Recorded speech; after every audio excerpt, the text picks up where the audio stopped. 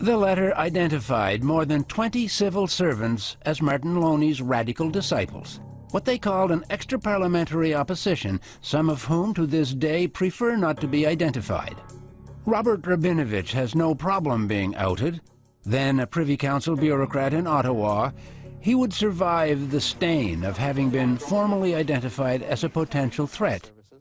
But he still has no idea how he got that designation in the first place. Who was Martin Loney? I never met him. I've never had any contact with Martin Loney. I knew of him. He was a legitimate radical.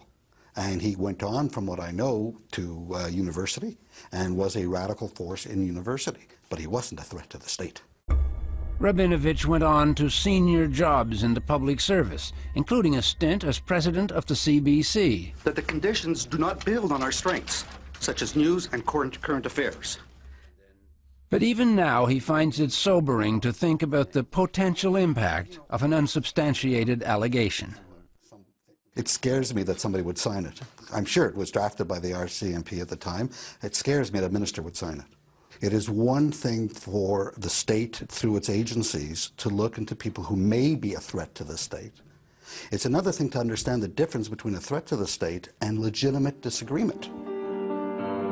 When we come back, new times, new threats, new targets.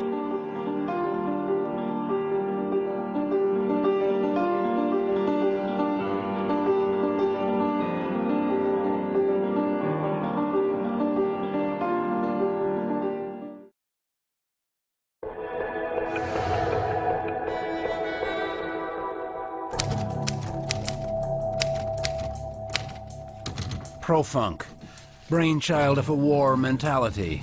Initiated in 1950, it was a plan for a massive roundup of left-wing radicals in the name of national security. The program would eventually die of old age in the 80s, mercifully put to sleep by someone who didn't even know that it existed.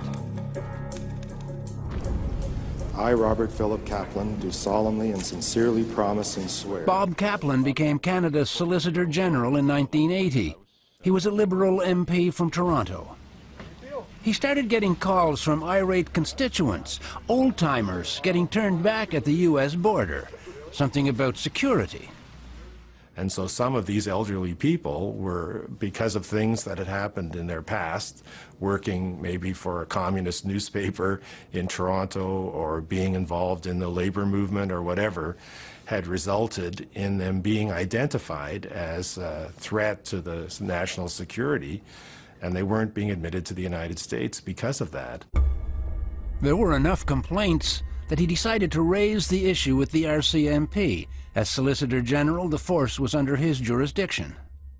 Well, they were saying that one of the people on the list was invited to come to Moscow to some type of annual conference, and he was invited by the embassy to go, and that this kind of proved that there was still a little bit of life left in this threat to our national security.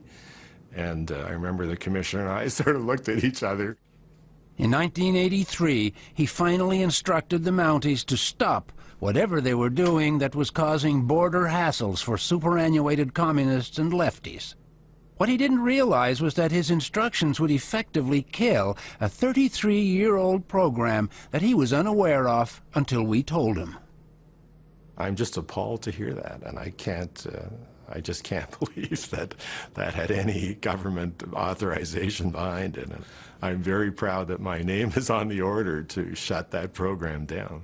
The Profunc plan, with its mass arrests, its draconian detention, its orders to shoot people, seems so quaintly yesterday. But there's nothing yesterday about national security. It's everywhere today. In the 50s, it was communism. Today, it's radical Islam. It's assorted liberation movements, freelance anarchists. In the 50s, it was mostly the Mounties watching. Today, it's the RCMP, CSIS, and more than 20 departments and agencies of government with so-called national security responsibilities. It's an eclectic list. Border services and CSIS, not surprising.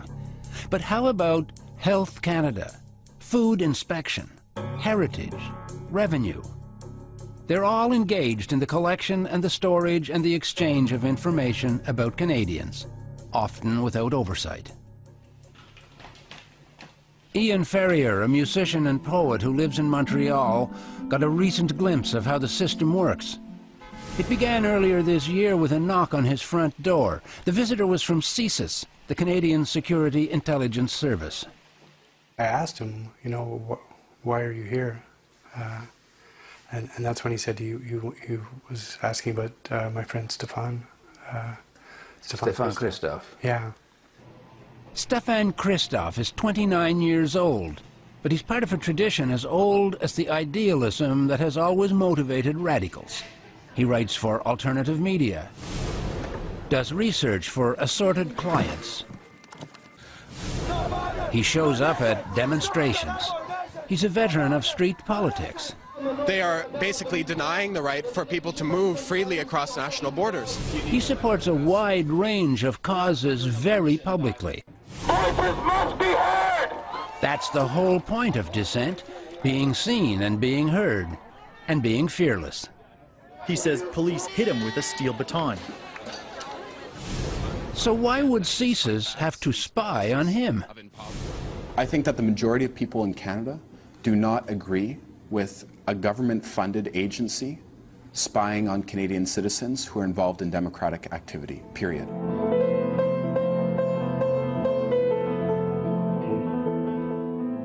Christophe moved to Montreal 10 years ago. He and Ian Ferrier bonded over music and political causes. What were the questions like? Well, I guess the one that he kept coming back to is Stefan violent in any way? Is Stefan violent? Yeah, that's what. And your answer was? Well, I mean, hell, he could babysit my kids. He's not a violent man. He's the opposite of that. So there was never a moment of doubt, oh my God, I know somebody that I should be worried about? No, none at all. It was more, I was hurt that he was asking questions about him, you know. It was the last he'd hear from CSIS, but before the agent went away, he had a quiet warning. Before he went away, he said, I hope you're going to keep this confidential. And I said, you should have told me that before we had this conversation, because then we wouldn't have had the conversation, you know. And I'm about to phone my friend Stefan, and are they bugging his phone? It was completely unacceptable what they did. It's something that irks you deeply when they mention details about your life, intimate details. I think it's quite grotesque, to be honest. CKUT 90.3 FM, this is World Skip the Beat. It's just after noon. He would learn that CSIS called on 7 of his friends. Most felt threatened. All but one felt too vulnerable to talk to us about the visits. You know, on the record, CSIS will always say that you're not obliged to speak to CSIS, but when the agents are in practice, they force themselves, you know, not in a physical way, but you can do a lot of forcing through the tone of your words and your demeanor, and I think they're very well trained in that. Could this have been the reason for the interest in Christophe? The G20, the economic summit of world leaders in Toronto in late June. This would be one show that Stefan Christophe wasn't going to miss, a rare opportunity for dissent on a global platform. The visits to his friends, the indiscreet inquiries, could have been designed to send a message. We'll be watching you. CSIS has declined to clarify. So CSIS would say, what's your problem? We're just asking questions. Reporters ask questions, you ask questions, you've taken a side in a debate, and we have questions. So? There are many sides to political debate, but a secret government spy agency shouldn't be a legitimate side to that political debate. I want to live in a society where we discuss issues openly, publicly, right? It makes you angry. And when they start intervening in a way that, you know, you would imagine happened in another era, or it seems like it's from a spy novel. The best spy stories are the ones we never hear about. Nothing happened. People spied upon are most often none the wiser. But as a boy, Jim Laxer always felt his family was being watched. In time, he forgot about it. Nothing happened. Times changed. Now he knows about the Profunc operation and finds himself reliving juvenile anxieties, seeking answers to questions that he couldn't even have articulated more than 50 years ago. What should we, when we put all those things together, how should we regard what's going on around us now?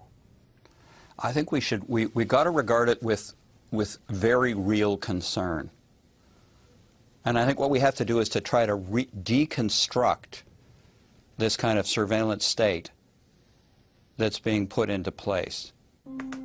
He has asked the RCMP, the CIA, and Canada's National Archives for access to files collected in the years of spying on his family. Chances are he'll be in for a long wait. Profunc was a 33-year program that monitored tens of thousands of unsuspecting Canadians at unimaginable cost. Officially, it never happened. If you suspect that you or a member of your family might have been a target for detention or even a person of interest under the Profunc plan, you can go to our website for information on how to proceed. Or you can go directly to the RCMP, CSIS, or the Canadian Archives with a formal request for access to files. A caution: don't hold your breath while waiting for results.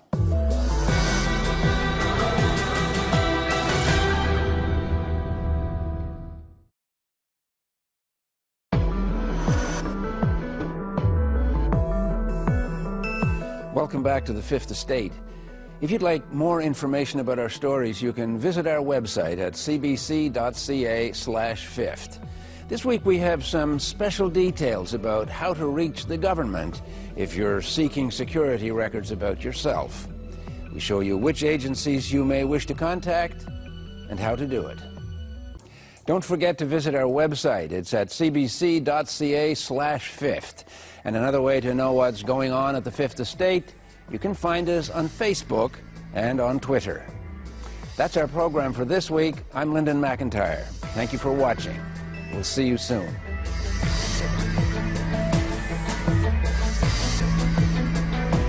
Saturday, doubleheader action on CBC's Hockey Night in Canada. Alfredson and the Sens take on Camilleri and the Habs. Later, the Battle of Alberta as the Flames clash with the Oilers. It all starts at 6:30 with Scotiabank Hockey Tonight, Saturday.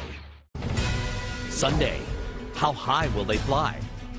How low can they go? I would have split my pants right down the middle and blown 2 hamstrings if I would have tried that. An all-new Battle of the Blades, Sunday at 8 on CBC. On the next All for One, will faith save the day? Is this the crew for construction or for interior decorating? All for One with Debbie Travis, Sunday at 9 on CBC. CBC News The National starts now.